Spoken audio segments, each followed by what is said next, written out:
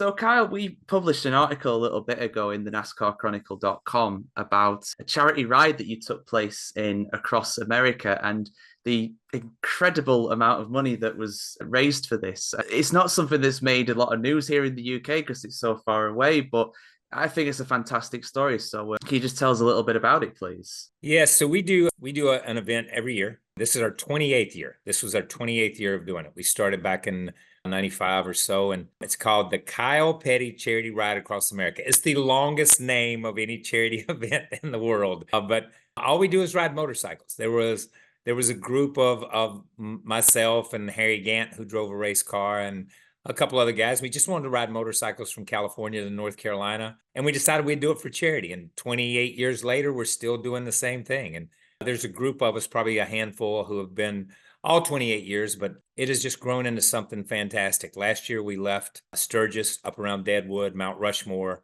came down, went to Indianapolis Motor Speedway, made a lap, went to Churchill Downs, the great horse racing venue here in America, and saw that, and went down to the Corvette Museum where they built America's only sports car, the Corvette, and then to Bristol, Tennessee, another racetrack, and then home. And we raised $1.8 million. And it's incredible to think that through the years, we've raised about 22 or $23 million in the 28 years that we've done this thing. And it's just, all we do is ride motorcycles because that's my passion. I love to ride motorcycles. I love to ride motorcycles as much as I love to drive a race car. So it's just been a lot of fun to do. And thank you for bringing it up because we think it's special and it sends a lot of kids to camp. We have a camp here in North Carolina in honor of my oldest son who was killed in a racing accident in 2000 called Victory Junction. It's a camp for children with serious medical needs and chronic medical conditions. So we're able to send kids to camp because of this ride. Well, kudos to you for doing it at the end of the day. I will more than happily bring that up any opportunity I get at the end of the day.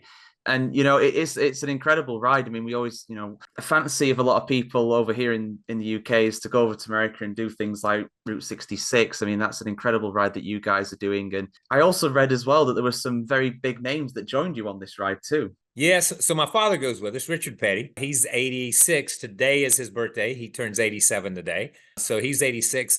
Herschel McGriff, another NASCAR Hall of Fame member that very few people know because he raced back in the 50s and early 60s. He's 96 years old and he goes with us. He rides a trike. That's just fascinating to me that a 96-year-old man can ride motorcycles across country. Herschel Walker, who's an NFL superstar, Heisman Trophy winner.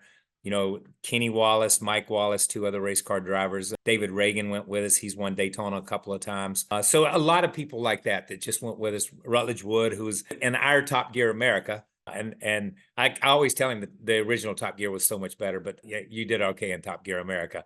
But he goes with us and rides with us. So there's just so many people. It's just a lot of fun. Right, well, happy birthday to the king. Please do pass that on to me. That would be an honor if he hears Will do. That is something. Yeah, no, that's incredible. Yeah, I mean, at the end of the day, if you've got a passion, you'll go out and do it. And age is just a number at the end of the day. So it's fantastic you're getting all these people together as well. I read Joey Logano was there too, which is amazing. I forgot Joey come. Joey came the last couple of days. Obviously, he has a weekend job that he has to do, so he couldn't come on the weekends. So yeah, he came the last couple of days. Now Joey is just learning to ride a motorcycle, and I'm trying to ease him into that. So he has a Morgan, the three-wheel Morgan, the one with the little with the motorcycle engine on the front, two tires in the front, one in the rear. And it's hilarious. I'm telling you, man, but it's great looking little car. He's let me borrow it a couple of times. I love that little Morgan, but he did go with us. I forgot all about that. Thank you for bringing that up. Yeah, that part-time weekend job that Cal was mentioning there has been a full-time Cup Series driver for those that are uninitiated. But yeah, and he got a win recently, first time this season as well, which I was very happy to see. But yeah, it's fantastic that this happened, and yeah, absolutely off to you guys for going out and doing it. Now, obviously, you're a big name in the stock car world, and a lot of our fans would want to ask you some questions. So I'll ask some of the questions that I think they would probably want to ask. And without wanting to speak the obvious, obviously you're the son of Richard Petty, the grandson of Lee Petty as well. So was NASCAR always the thing that you were going to go into? Was it always that from day one, or was potentially something else in the mix, like maybe motorcycle riding, like you just mentioned? Because you seem to enjoy that too. Yeah, music, motorcycle riding. I don't know. No, here's the thing, honestly, and I joke about it. I jokingly say, that I woke up one day and had worked at the race shop for so long. As a kid, I swept the floors. They taught me how to weld when I was 12. I got to be on the pit crew when I was 14 and carry tires during pit stops at the racetrack. So I had just always done it. And I jokingly tell people that I woke up and I was 18 and I knew more about racing than I knew about anything else. And I was too lazy to go study anything else. So I just decided to be a race car driver. But in all actuality, that's all I ever wanted to do. That's all I can remember being 5 years old and riding a motorcycle. I had a motorcycle that young, but riding my motorcycle and pretending to be Richard Petty, and then pretending to be, Bobby Isaac and Bobby Allison and David Pearson, to be the guys that raced against my dad. I just wanted to race against those guys. And I was fortunate because I started so young. I was able to race against a lot of those guys towards the end of their careers. But yeah, that's all I ever want to do. I come from an area of North Carolina that is a rural community with so many farmers, dairy farmers, tobacco farmers, wheat farmers, that there's third, fourth, fifth generation farms. And I tell people all the time, we just happened to raise race cars on our farm. And I was a third generation race car farmer. And that's what it ended up being. So it was not odd for our family to continue that generation. And I had a son that came along after me that did it. So it's just what we did. It was our family business. And I never thought about doing anything else. On the pit crew at 14 years of age, that is something in itself. I can't imagine there's any footage of that out there, but that must be an incredible sight. A 14-year-old boy carrying around these massive muscle car stock car tires. Yeah, I tell people all the time that there were no insurance companies in the world in the early 70s, because if there were, they would not have allowed a 14-year-old boy on pit road. But again, that's just what our family did, man. And there's plenty of 14-year-old kids out there here and over there where you're at, who have grown up on farms working, man. That's just what you have to do to make a farm work. And that's what we had to do to make race cars work. Fair enough, yeah. Obviously, we've mentioned your father and your grandfather already, but how involved were they with you when it came to the racing career? I think I read somewhere that you actually started out by driving one of your dad's old cars in some races.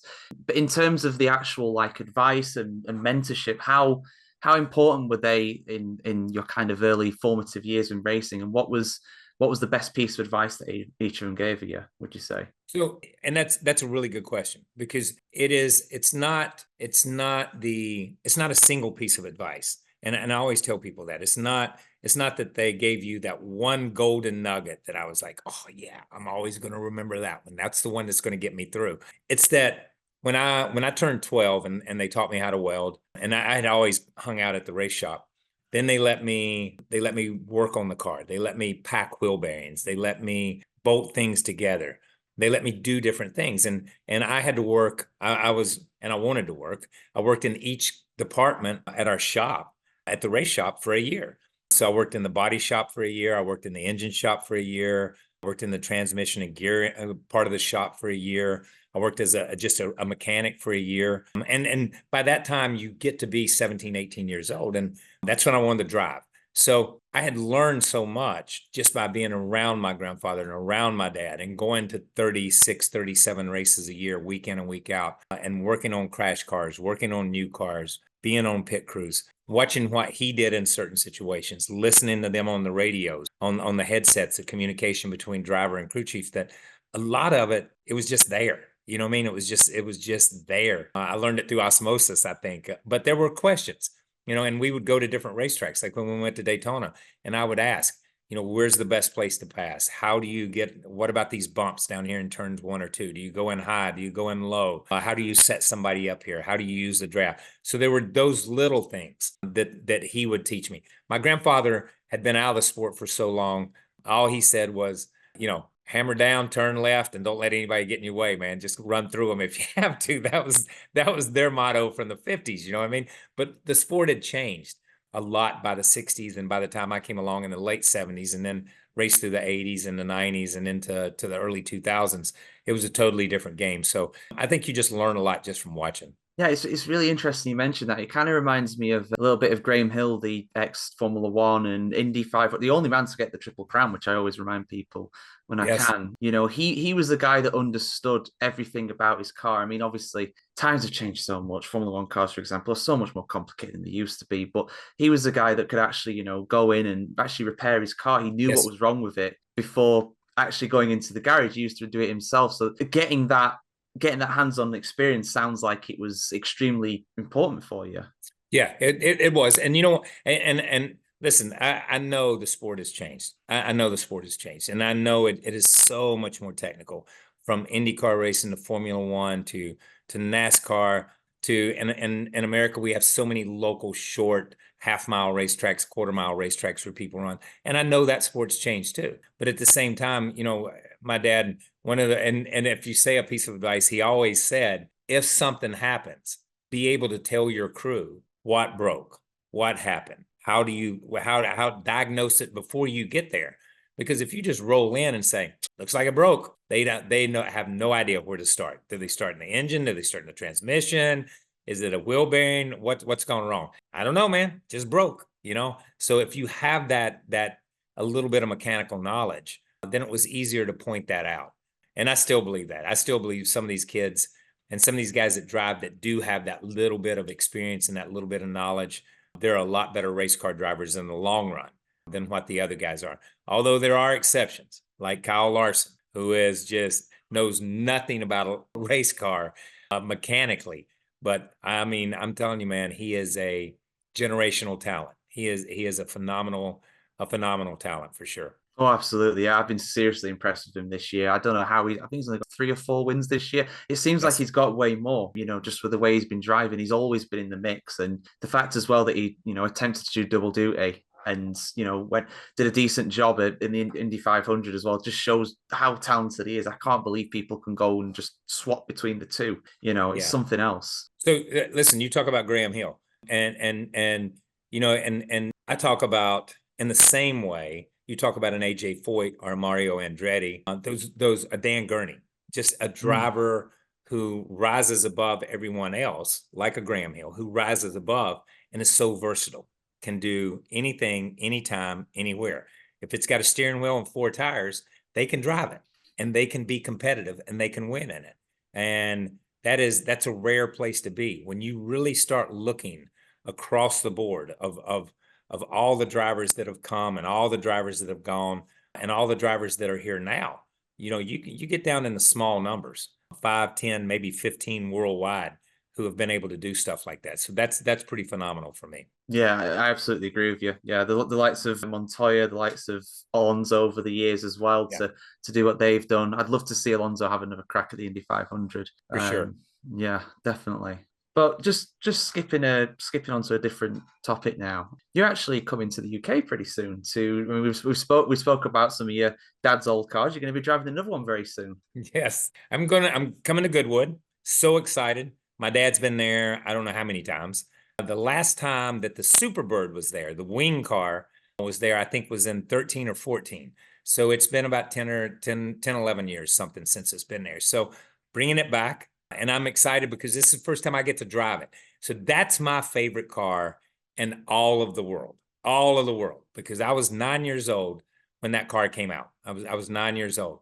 And all of a sudden, this car shows up at our race shop and it's got a wing on it and it's got a slope nose and it's rounded and it sets down on the ground. And I'm thinking, it's 1969. They just put a man on the moon. A man has just landed on the moon for the first time. And I'm thinking, oh my God, my dad's going to be racing flying cars. These cars are going to fly. They don't use tires anymore. They're just going to fly. You know what I mean? And that's what you think when you're 8, 9, 10 years old. That's what I saw when I saw this car. So from that moment on, that car has been the car that just had my heart always. And I've never really had a chance to sit in it and drive it and do anything with it. So to come to Goodwood, to be able to be there for the Festival of Speed, to be able to drive it a couple of times a day, I guess on Thursday, Friday, Saturday, and Sunday, and to be able to get in it and strap in the same place my dad sat, to look out the windshield the same place my dad did, and to be in that car. I'm going to be a 9-year-old boy again, sitting there just vibrating in that seat, because I'm really excited. I'm really excited to come to Goodwood, and I'm excited to come. I will say this: I'm excited to come to see all the race cars and all the people and all the drivers. But I heard there is a tremendous amount of motorcycles there. And I'm really looking forward to touring that area and watching these guys ride. I was a huge Kevin Swans fan when I was growing up too, and a little bit younger, and Kenny Roberts and guys like that. So I'm excited to come and see some of the stuff that's there. Yeah, I can imagine there's a lot of bikes from the Isle of Man TT, which was run not that long ago. So I imagine they'll probably come down to do a little show for that as well. I hope so. I hope so. It's really cool though that you mentioned being like a 9, 10-year-old boy and wanting to, going back to those days and wanting to go in that car. I was a 10-year-old boy watching the film Cars when it came out in the cinemas. And that was the film that actually got me into NASCAR. Before that, I didn't really have a concept of what it was. And my uncle said, they actually race cars like that. And I'm like, oh, they're real. They actually do it. And obviously, yeah, that car does feature in it as well, voiced by your dad, of course, as well, which is a nice little tidbit. So if anybody wants to go watch that film and see what some of it's about, I do implore you do that. It's quite old now, of course, but I still think it's a classic. Yeah. So hold on. I got to chime in. I'm gonna plug here. So here's the thing. So in the first movie, my dad is Mr. the King. And obviously it's the Superbird, it's the wing car. And that's the first Cars movie. And my mom is in that movie also. She is Mrs. the King, and she's a old blue Ford station wagon, and it's pretty funny. There's a couple of scenes in there for that. Then there's Cars 2, but they came out with Cars 3, and when they came out with Cars 3, I got to be in Cars 3. So I am Cal Weathers in Cars 3. So if you get a chance to see Cars 3, I got to voice over Cars 3, and my dad he voiced over some pieces in that movie. So not only have we raced together, we have voice acted together. But I laugh because, as we mentioned earlier, my dad turns 87 years old. He's the only guy that I know of in the world that still has fans that are 7 and 8 years old that have watched the Cars franchise, that watched all those movies, and are huge Richard Petty fans or Mr. the King fans because of that movie. So, when you're 87 years old and you got 7 and 8-year-old fans, that's a pretty good. That means you're relevant. You're still relevant after all these years. It's not bad going at all. You know what? I'm going to have to watch those. I have to admit, I've never watched Cars 2 or 3. I've never watched the sequels. I'm going to have to do it now. You've mentioned that. I've got Disney Plus. I've got no excuse. So that's good. That's good. Yeah, I've got a 4-year-old son, and he absolutely loves the first Cars film. So let's watch the others. Let's do it. I've got to do it now. I've got no excuse. If it's all right as well, I'd like to ask about what you think the future of NASCAR is going to be like, because a few people are quite concerned, especially after Stuart Haas has announced that they're going to leave after the end of this year. And as far as I'm aware, they haven't found a buyer yet. I know there's a few people looking around there, but what do you see as the future of NASCAR being? Because I've seen some pessimists saying this is the beginning of the end and all this and that. But what's your take as someone with, what is it, over 700 NASCAR starts? I think it was a lot when I looked it up. So I will tell you this, that they've been writing about NASCAR and the beginning of the end since about 1968. Okay. So that's how long that they have. Reports of NASCAR's death are incredibly premature.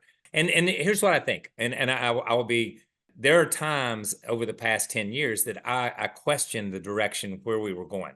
What's going to happen? Where will this fit in to motorsports? Where will NASCAR and this sport fit in to motorsports in America? Because IndyCar racing is so competitive right now. I mean, there's some good shows. Drag racing continues to rise. And NASCAR was flat for a number of years. And then came this generation of car. And I think this generation, the car that we have now that they've run for the last 2 or 3 years, is a huge, huge step forward in the evolution of where NASCAR is, or what NASCAR is and where it can go. I think we had capped out with the old car, with the old technology, with the rules we had, where everything was, we were getting close to just being an antiquated sport in a lot of ways, and that's the easiest way and the simplest way to explain it. This new car opens up so much. We've seen that we can race on a quarter-mile racetrack like the LA Coliseum. So if fans won't come to us, we can take the sport to you. We'll come to your neighborhood. We're going to see it this coming weekend in Chicago. If Chicago won't come out to us, we'll go to the streets of Chicago, which means you can go to the streets of Seattle, the streets of Dallas, the streets of Kansas City. There's so many huge markets and huge places that we can open up in this country that you can take this car. It also has allowed, I think, as we saw with Kobayashi and those guys, we saw Shane Van Gisbergen Yeah. win at Chicago last year. It's opened us up to supercar drivers, to more to a different type of driver, because these cars are closer to what the supercars are. These cars are closer to what other forms of racing are. In the past, man, they just weren't. It was a step back in time to come to America and drive a NASCAR stock car. So I think when you look at it, that part of the sport is on the rise. And listen, they talk about it in Formula One, they talk about it in IndyCar racing. I don't care what's going on. If the product on the racetrack is not good, if they're terrible races, if nothing happens, it doesn't make any difference. They're going to go away. They're going to go away. You know, every sport will go away if it's not entertaining to watch. And it has to be entertaining. I think this car opens up the entertainment value a lot more. You mentioned Stewart-Haas, and the Stewart-Haas thing in a lot of ways has nothing to do with racing. You got Gene Haas, who owns a Formula One car. You got Tony Stewart, who was partners, and they were together. And Gene went off Formula One racing, and Tony got married and went off drag racing. So who's going to run the race team? Nobody's running the race team. And it falters, it falls flat on its face, and they're closing the doors. That has nothing to do with the sport. All that has to do with is Tony Stewart's personality and Gene's personality. You know, it's just divorce time. It's time for them to go their separate ways. And the kids, who are the cars, they've got to fend for themselves. So somebody will pick those up. More than likely a Trackhouse, more than likely Aspire Motorsports, and these teams will get stronger. And as these teams get stronger, the sport's going to get stronger. So I'm always a glass half full. Listen, it's never half empty. It's always on the rise, man. It's never going down. And so for me, the sport's in a really, really good place and really poised to be in a place to move forward. The big glitch for us, or the big thing on the horizon for us, just as in all motorsports, is going to be fossil fuels and electric vehicles. And where does the sport go then? Will the fans come to a quiet racetrack? Will the fans come and watch this? You know, racing's racing as far as I'm concerned. I don't care whether you're racing cars or kites or bicycles, man. It doesn't make any difference. There's that competition. So that'll be the next big hurdle as far as I'm concerned. Yeah, it's very interesting you mentioned about the sound. I mean, in 2014, Formula One switched to having hybrid engines, and the backlash back then was unbelievable. The amount of people that were like, "This sounds like a vacuum cleaner. This is a mess. This will never catch on. Formula One is dead." And now, 10 years on, it's more popular than it's ever been. So you can't, and I'm with you. You can't be a glass half empty kind of person. You've got to look on the positives. And if you just listen to all the naysayers, then you're just going to be down in the dumps all the time. It's just, you're always going to be, we always want to improve. We always want to get better, but at the same time, you should realize how far things have come. NASCAR is not doing badly by any stretch. And as well, you mentioned it's the car as well. The car's a fascinating one because I think it was last year they actually ran a NASCAR at the 24-hour Le Mans. I think Jimmy Johnson was one of the guys who did that. And that shows how relevant this car is compared to regular sports cars. Yeah, and it does, because it has so much sports car technology. It has so much open wheel technology that's built in. But we had never run the rack and pinion steering. We had never run independent suspension. We had never had sequential shift. We had never had so much stuff. And all of a ssudden they just said, okay, you're going to get it all at one time. We're just going to do it all at one time. So it's a difference in taking, and I'll jokingly say that NASCAR was hung in about 1976. And all of a sudden they were like, oh my gosh, it's 2021. We got to get a new car. And they traded in that 1976 model and they got a brand new model. And this model had seatbelts, and this model had airbags, and this model so it's so radically different than anything that has come along in the past. There's not a book. You can't even compare it to anything in the past. So that is the big deal. That's why it can go to Le Mans, as you say. And again, that's why we can go to the streets of Chicago. And again, that's why guys like supercar drivers and guys like Shane can come over here and jump in a car and be competitive right off the bat, because there's not that learning curve. They're already there. Yeah, he was seriously impressive last year. He drove a really great race in Sonoma the other week as well. Oh, yes. Van Gisbergen. Is that the future then, you think, for NASCAR in terms of like the circuits? Because it's pretty much all ovals and it always has been. But we do have a street track, which I don't even think would have been entertained before, like you said. But this generation of car actually allows for that. So do you think we're going to see a lot more street tracks come on the plate of the calendar in place of maybe some road courses, but more likely some ovals? So I think NASCAR would like that. I think they would like that in a lot of ways. I think they would like that from a market standpoint. You know, if you race and obviously we race in Bristol, Tennessee, which is a great race. They're not going to take any races from Bristol, but you race in Bristol, Tennessee, and the population there is 150, 200,000 people. Obviously, they'd a lot rather race in Kansas City, where the population is 3 or 4 million, because you can just draw more people. There's more people to draw from. So I do think it opens it up. I don't see this sport. If we go back in time and go back to the 60s and go back to the 70s, you know, IndyCar racing was an oval series also. NASCAR was an oval series. IndyCar racing was an oval series. IndyCar went through that transition period through the 80s and into the 90s, where it became more of a road race series. And a lot of those courses were street courses. Portland, if we go to Detroit, when they would run in the streets of Detroit there, they run in Long Beach. So many courses were road courses or street courses instead of the road courses. And it's kind of graduated to that place where it's predominantly a road course series. I'm not sure NASCAR will ever get that far. You talk about fans screaming when the sound changed. There'll be a bunch of rednecks screaming if they get too many road courses. I can tell you that, because they just want to see that good short track oval racing kind of stuff. But I do believe it opens that opportunity. And you know, I keep going back to SVG and to Shane. He's incredible on a road course, but he has learned and adapted to the ovals and the style of driving on an oval within a short 4 or 5 months in this series, running the series full time. So I just think there's an opportunity for a good balance and a good mix. I do believe there will be more road courses, and there'll probably be street courses, but we're never going to lose the Daytonas and the Charlottes and the Californias. We're never, and the Texas, places like that. We're just not going to lose those places. No, and nor should you. You know, those are real cathedrals of speed, of bastions of NASCAR at the end of the day. They should absolutely be on the calendar. They should be protected, to be honest. So I don't expect that to change either. But yeah, I mean, something. I mean, so if someone wants to get involved with the charity you mentioned at the start, the Victory Junction, how can they do that? How can they potentially get involved maybe in the ride as well? Because I'm looking at some of the pictures here, and there's a lot of people there. There's a lot of people involved. Yeah, there are a lot of people. But if you want to know more about camp, go to victoryjunction.org. It's victoryjunction.org. And if you want to know more about the ride, you go to kylepettycharityride.com.